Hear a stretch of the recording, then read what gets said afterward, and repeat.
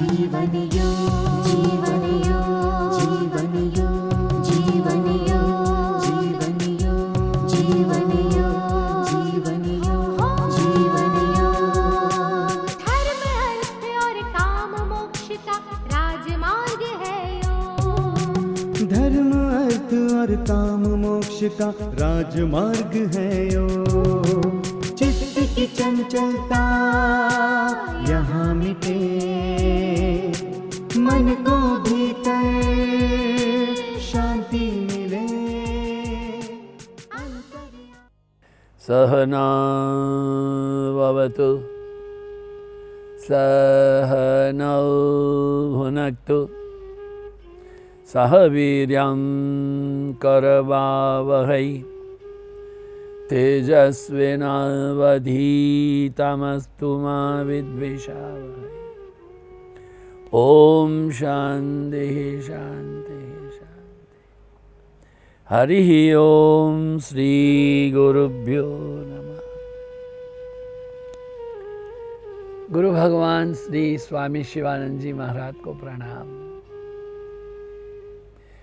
परमात्मा के प्रत्येक स्वरूप गुरुदेव श्री स्वामी चिदानंद जी महाराज को प्रणाम।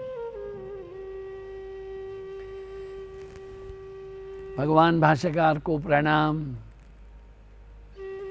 महर्षि पतंजलि जी को प्रणाम।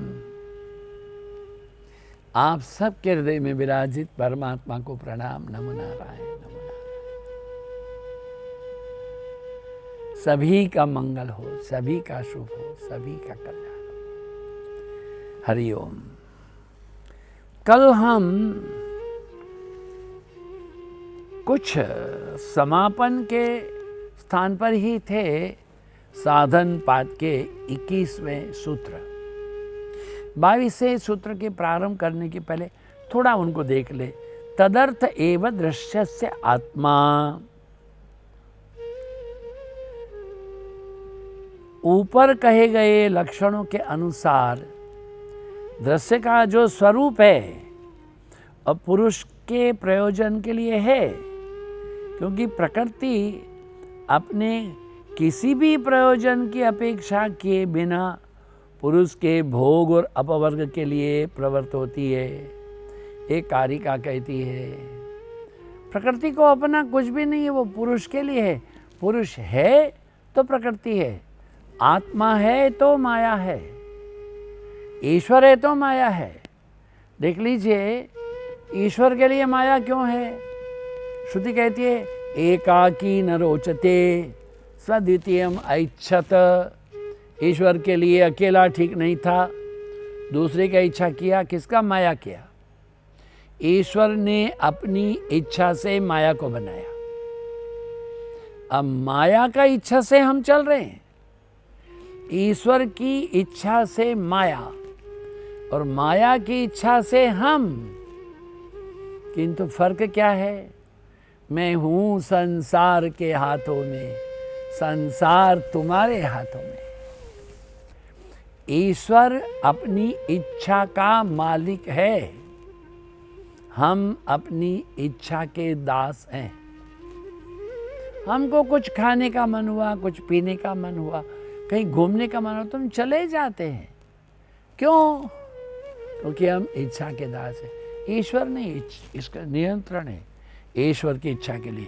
तो कल हम पढ़ रहे थे कि वत्स विवृद्धि निमित्तम क्षीरस्य यथा प्रवृत्तिरज्ञस्य पुरुष विमोक्ष निमित्तम तथा प्रवृत्ति ही प्रधानस्य। बड़ा मुश्किल बात है, बड़ा कड़वा बात भी है। वत्स विवृद्धि निमित्तम क्षीरस्य यथा प्रवृत्तिरज्ञस्य पुरुष विमोक्ष निमित्तम तथा प्रवृत्ति प्रधानस्य। अरे दूध अचेतन है, ऐसा नहीं है। दूध का एक ड्रॉप में देखो तो कितना ही मॉलिक्यूल है, कितना ही जर्म्स उसमें होता है। फिर भी उसके सेवन से बछड़ा जो होता है, गाय के संतान, उसकी वृद्धि होती है। इसलिए इसी तरह से पुरुष के मोक्ष के लिए प्रधान प्रवृत्ति होती है। प्रवृत्ति माने यही, प्रकृति किससे होती है? प्रकृति से प्रवृत्ति होती है। प्रकृति क्या है? वो पुरुष है तो इसलिए प्रकृति है। नाना विधेय रूपायै रूपकारिण्यनुकारिण्य पुंस गुणवत्यनुगुणस्य सतसस्यार्थम अपार्थकम चरति। देखिए क्या कहते हैं, नाना विधेय रूपायै रूपकारिण्यनुपकारिणः पुंसः, पूरा एक है, ब्रेक नहीं। गुणवत्यनुगुणस्य सतस्तस्यार्थमापार्थम कम चरति। जैसे परोपकारी सज्जन सबका भला करते हैं, उसके बदले में किसी प्रति उपकार की आशा रखते नहीं हैं। इसी तरह से परम गुणवती उपकारकारिणी सत्व रजस तमस गुणों से संपन्न प्रकृति भी पुरुष मात्र के कल्याण के लिए ही निस्वार्थ कार्यशील है। बहुत जरूरी बात है। प्रकृति का अस्तित्व पुरुष के कल्याण के लिए है, मगर फिर भी प्रकृति के कारण ही पुरुष दुखी है, ये भी बात है। तो भाष्य व्यास भाष्य ने सूत्र में कहा, भोज वृत्ति भासार्थ, और विज्ञान भिक्षु ने क्या कहा, तदर्थ एव दृश्य आत्मा। दोनों का अर्थ क्या होता है कि कार्य या कारण रूप तीनों गुणों में स्वार्थ होता ही नहीं है, क्योंकि प्रकृति से होता है, अपने से थोड़ा होता है। अब इस बात को थोड़ा और स्पष्टता से समझाते हैं। देखिए क्या कहा, कृतार्थम प्रति नष्टमप्यनष्टम तदन्य साधारणत्वात्। साधन पाद 22वां सूत्र, साधन पाद दूसरा पुस्तक है। सो ठू ऐसा बोल सकते हैं। क्या कहते हैं, कृतार्थम प्रति नष्टम अप्यप्य नष्टम नष्टम अपि अनष्टम तदन्य साधारणत्वात्। शब्दार्थ क्या हुआ, कृतार्थम प्रति अनष्टम अपि, कृतार्थम प्रति अनष्टम कृतार्थम प्रति नष्टम अपि, जिसका प्रयोजन सिद्ध हो गया है उसके लिए वो नष्ट न हुआ हो फिर भी अनष्टम, वह दृश्य नष्ट होता नहीं है। तद अन्य साधारणत्वात्, क्योंकि ये दृश्य जो है वो दूसरे लोगों की भागीदारी का वस्तु विषय है। ये बड़ा गड़बड़ थोड़ा समझिए। जिसका प्रयोजन सिद्ध हो चुका है उसके लिए दृश्य भी नष्ट हो चुका है, फिर भी वह वास्तव में नष्ट होता नहीं है। प्रयोजन सिद्ध हो गया, दृश्य भी चला गया, किंतु वास्तव में वो सिद्ध हुआ नहीं है, क्योंकि ये दोनों पुरुष के साथ परस्पर भागीदारी में चलते हैं। देखिए इसको थोड़ा समझेंगे हमने। क्या कहते हैं, यद्यपि दृश्य उनके लिए मृत हो जाता है जिन्होंने मुक्ति पाली है, फिर भी बाकी दूसरों के लिए तो वह जीवित रहता है। हमारे में आपसे कह चुके हैं, नर्मदा तट के महापुरुष श्री श्री श्री ब्रह्मलीन रंग अवधूत जी महाराज हैं। उन्होंने अपना आश्रम में एक बोर्ड लगा रखा था, अभी भी है, हम पहली बार गए तो हमको समाधि का दर्शन का रुचि नहीं था, बोर्ड देखने की रुचि थी। आने वाले को एक सलाम, जाने वाले को 2 सलाम, नहीं आने वाले को 100 सलाम। हमने बोला अगर बाबा जी खुश है तुम आए क्यों, चलो। बोले ऐसा मतलब नहीं है। आने वाले को एक सलाम माने जिसका जन्म हुआ है उसको एक सलाम है। जाने वाले को 2 सलाम, जिसका मृत्यु हुआ है उसको 2 सलाम।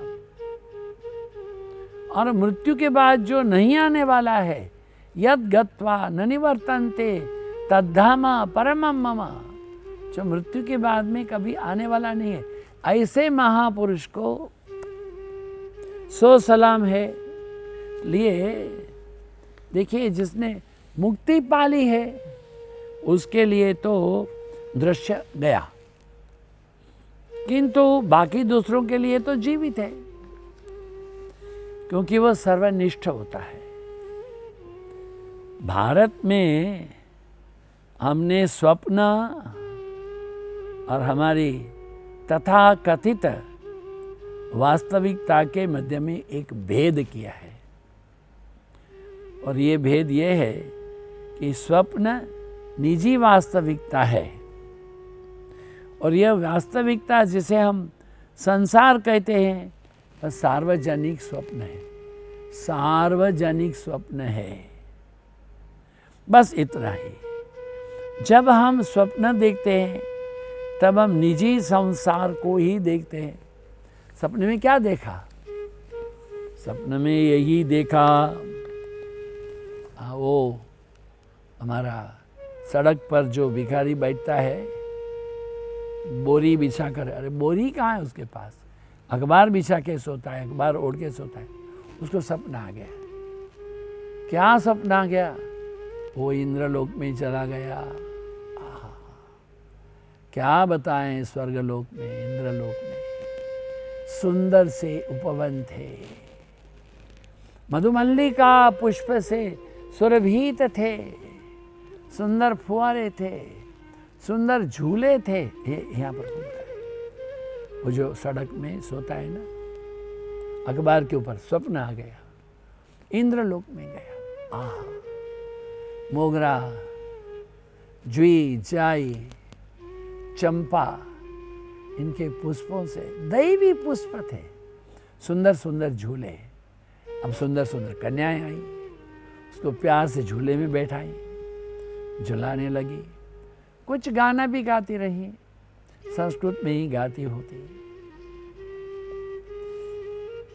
वो झूल रहा है स्वप्न में। इतने में रात की ड्यूटी का जो चौकीदार है वो डंडा लेके उसको मारा। उठ, यहाँ कोठी के सामने सोता है, उठ। वो उठ गया। कहाँ से उठ गया? अरे वो स्वप्न में से उठ गया। नींद में स्वप्न को भी देखा तो क्या देखा? झूला देखा, कन्याएं देखी, बगीचा देखा, पुष्प देखे, फाउंटेन देखे। यही तो बात है। स्वप्न निजी वास्तविकता है। यह वास्तविकता हम जिसको हम संसार कहते हैं, स्वप्न देखते हैं। अरे रात में जब हम निजी संसार को जीते हैं, हम किसी को नहीं बुला सकते। और स्वप्न में साझेदार होने के लिए वो जो सड़क पर सोने वाला स्वर्ग में चला गया, वो अपने यार दोस्त को नहीं बुला सकता। आजा यार, यहाँ क्या बढ़िया सुंदर रोशनी है, नहीं बुला सकता वहाँ। He has to enjoy by himself only. ऐसी ही अवस्था है हमारे मन की। हमारे कितना भी निकटतम मित्र हो, हम कितना भी अपने जिगर जान से मेरा यार है, तो यार में भी यार, किंतु यहाँ कोई नहीं है तुम्हारा दिलदार। यहाँ क्या है? तुम अपने आप, क्योंकि तुम नहीं हो, यहाँ खाली मन है, तुम नहीं हो, खाली मन ही की अवस्था है। इसलिए वो एक निजी संसार है। फिर यह संसार क्या कि हमने तो संसार को ही स्वप्नवत कहा है। ये हमारे यहाँ भारत में क्या कहते हैं, संसरति इति संसार। गुरुदेव श्री स्वामी शिवानंद जी महाराज कहते हैं, अरे संसार को क्या बोलते हैं, धिक, सपना बोलते हैं। ये धिक है, ये सपना है, तो ये संसार सारा सपना है। तो फिर उससे हमको क्या कहना है भाई, अभी सुन लीजिए कि कभी किसी नदी किनारे गए क्या? आजकल लोग नदी खाली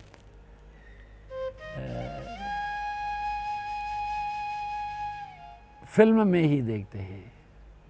हम आभार करते हैं आदरणीय प्रधानमंत्री जी का कि जो नदियों को बचाने के लिए प्रयत्न कर रहे। जापान में एक नदी है, सारी नदियां गई।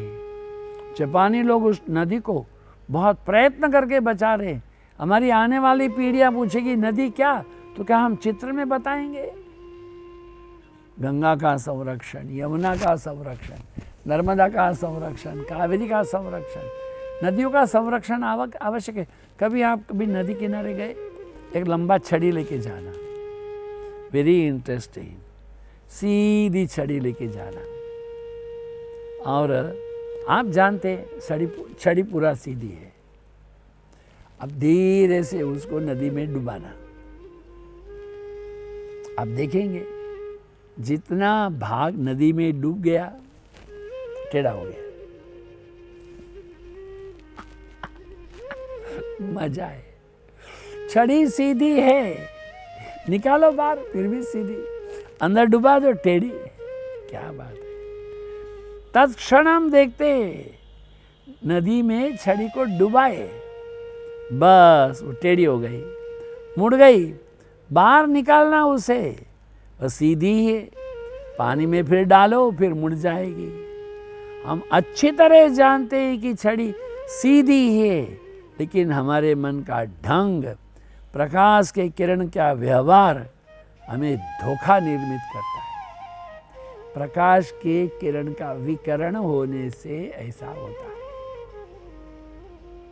So all reality but you can't help. क्या कहते हैं, एक भ्रम है कि वह मुड़ी हुई है। हम जानते हैं कि वह सीधी है, और फिर भी जानते हैं कि पानी में, जल में मुड़ी हुई दिखती है। वहाँ हमारा कोई ज्ञान काम नहीं आएगा, ब्रह्मम सत्यम कुछ नहीं लगेगा। अरे अच्छी तरह से देखो, ऐसे करके देखो, कैमरा लेके फोटो खींचो, वो टेढ़ी ही दिखेगी, मुड़ी हुई है। अपनी आँखों और प्रकाश के किरणों का व्यवहार है, इससे भ्रम निर्मित होता है। फिर भी हम अपने यार दोस्तों को भी साथ में लेके जाएं, मान लो तब भी उस छड़ी को आप मुड़ा हुआ ही देखेंगे। एक सामूहिक भ्रम है इस संसार के, एक सामूहिक सत्य का। देख लीजिए, वेदांत में एक शब्द का पुनः पुनः उपयोग किया गया है, उसको कहते हैं माया।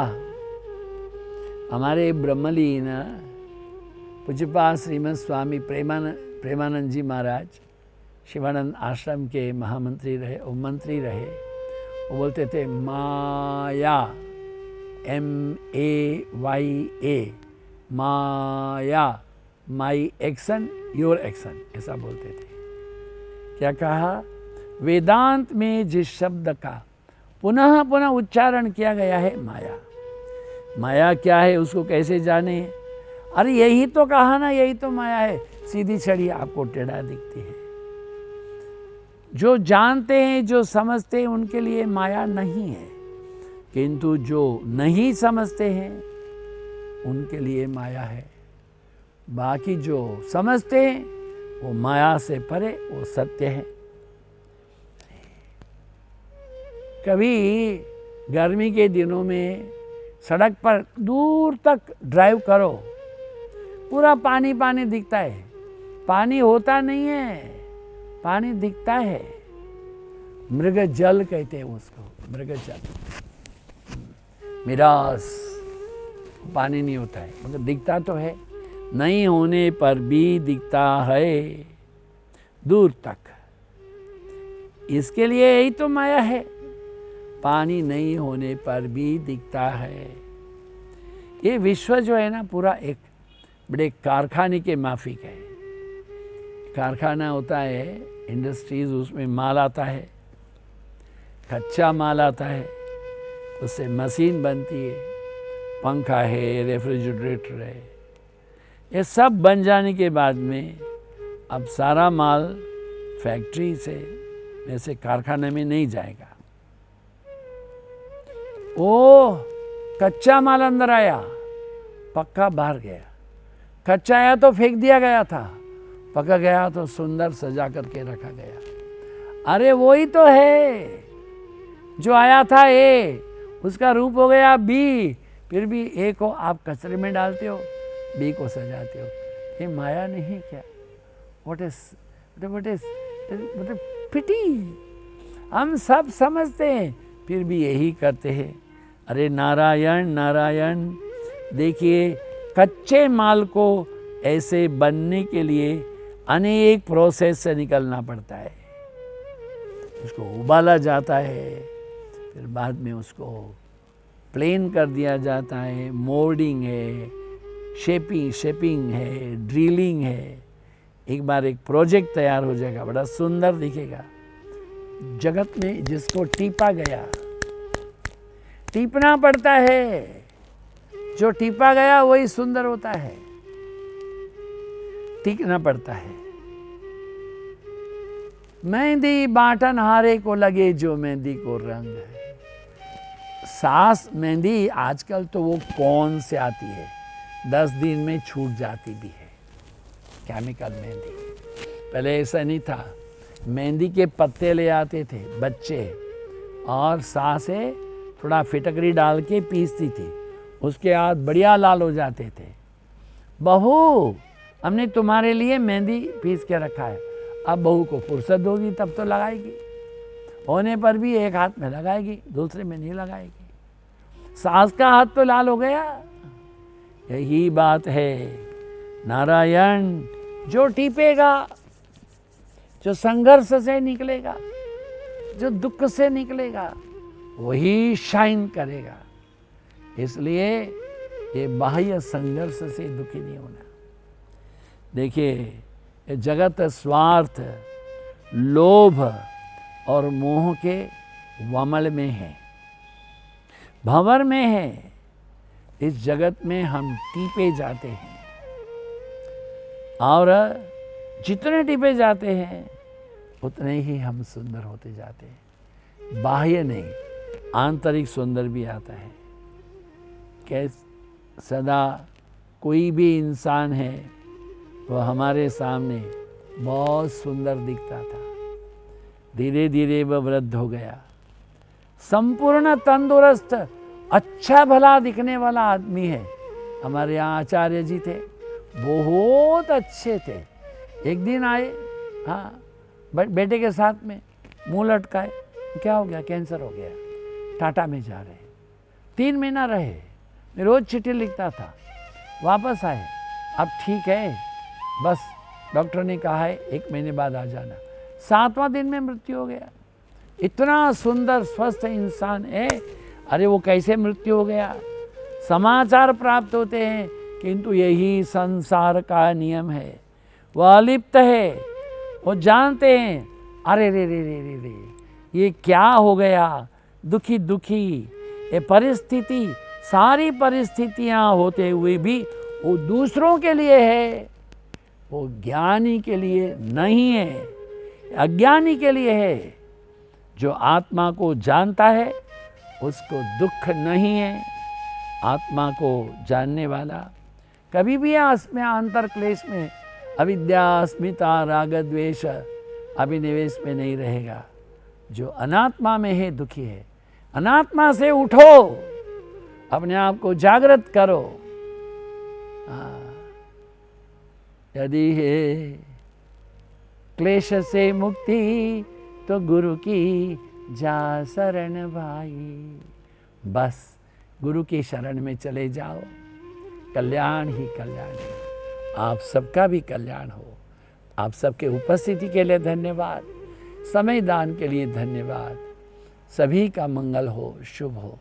ओम पूर्णमदः पूर्णमिदं पूर्णात् पूर्णमुदच्यते पूर्णस्य पूर्णमादाय पूर्णमेवावशिष्यते। ओम शांति शांति शांति। नमो नारायण, नमो नारायण।